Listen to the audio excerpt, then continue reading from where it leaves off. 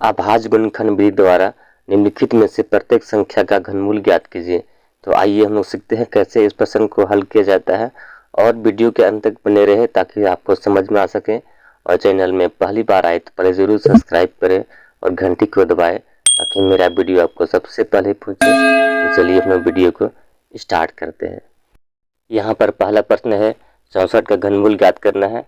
तो कैसे ज्ञात करेंगे? तो यहाँ पर सबसे पहले हम लोग करते क्या है कि 64 का पहले क्या करते हैं, अभाज्य गुणनखंड करते हैं इस तरह से।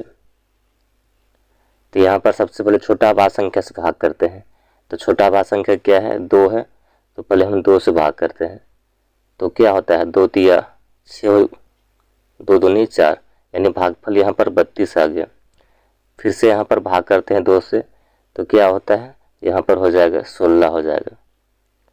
फिर से यहाँ पर 2 से भाग करते हैं तो यहाँ पर भागफल होगा 8 हो जाएगा।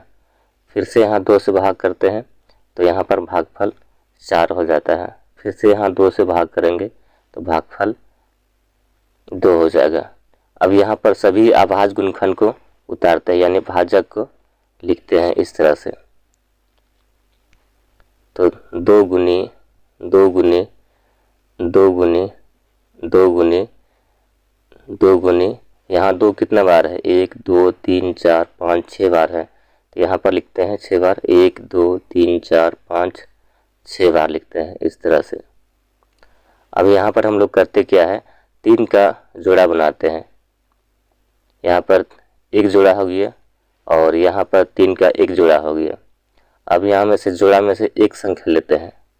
तो यहाँ पर हम लेते हैं ये जोड़ा में से यहाँ हम 2 लेते हैं और यहाँ से हम क्या कर 2 लेते हैं। अब यहाँ पर गुना करते हैं। तो 2 गुनी 2 कितना आ गया, गुना करने पर यहाँ पर आ गया 4।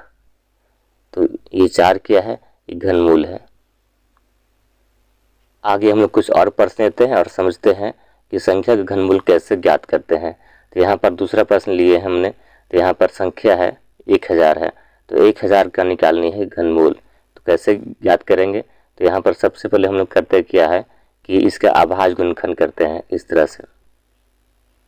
तो छोटा अभाज्य संख्या कौन सा है, 2 है। पहले हम 2 से भाग करते हैं। तो 2 से भाग करेंगे तो क्या होता है, 500 हो जाएगा। फिर से यहाँ देखते हैं कि 2 से भाग जाती है या नहीं, 2 से जाती है।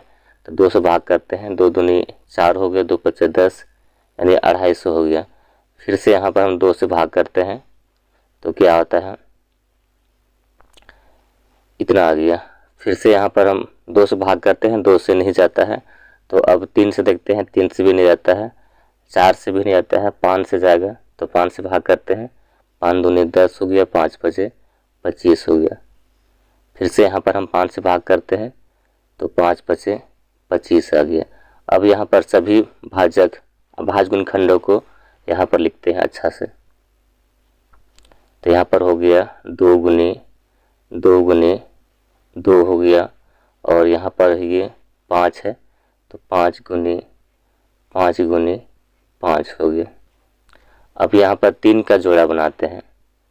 यहाँ से एक जोड़ा हो गया और यहाँ से एक जोड़ा हो गया। अब यहाँ जोड़ा में से एक संख्या लेते हैं इस तरह से। तो यहाँ पर हम क्या लेते हैं, 2 लेंगे और यहाँ पर हम क्या लेंगे, 5 लेंगे। अब यहाँ पर हम गुना करते हैं। तो गुना करेंगे तो क्या होगा, 2 गुनी 5 करते हैं तो 10 हो गया। तो इस तरह से अभाज्य गुणनखंड विधि द्वारा घनमूल ज्ञात करते हैं। धन्यवाद।